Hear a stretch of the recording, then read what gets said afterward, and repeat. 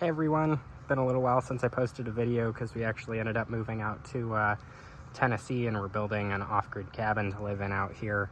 But I just wanted to do a quick video on how I'm doing kind of a DIY solar array.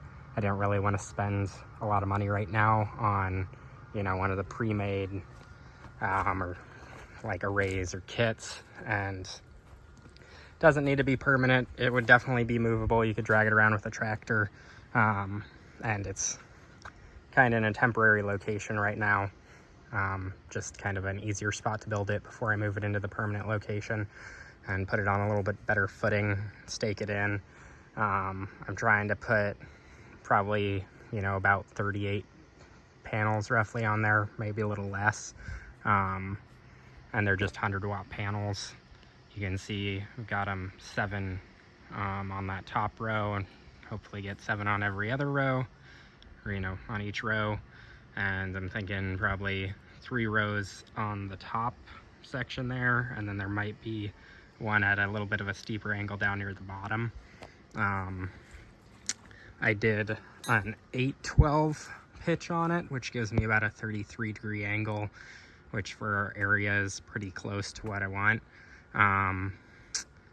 And so I can get 4 rows, 7 will give me 28, and then add some kind of angled on the sides once it's in the permanent location, or more permanent location.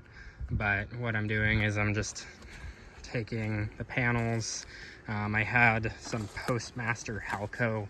They're like a U-shaped fence post, and that way I don't have to buy brackets.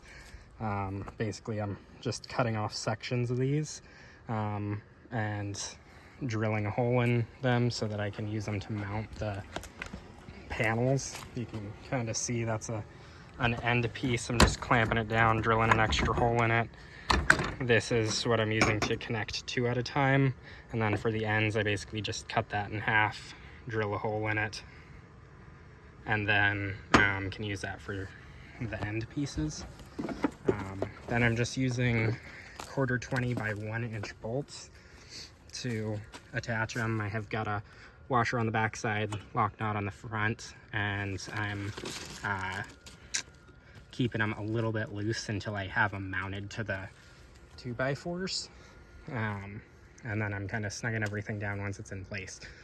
And then this is kind of mounting those end pieces, so this will get flipped. That'll get screwed in right at the end, and you could mount it to the board if you need a little extra space.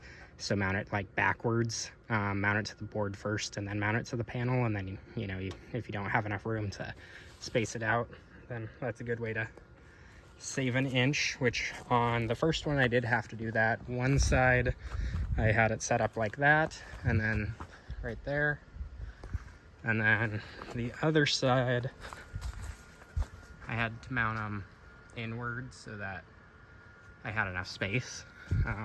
Then I just assemble it on the ground, had my wife help me set it on the bottom, and then just use some ratchet straps to pull it up to where I want it, and just screwed the boards in from there.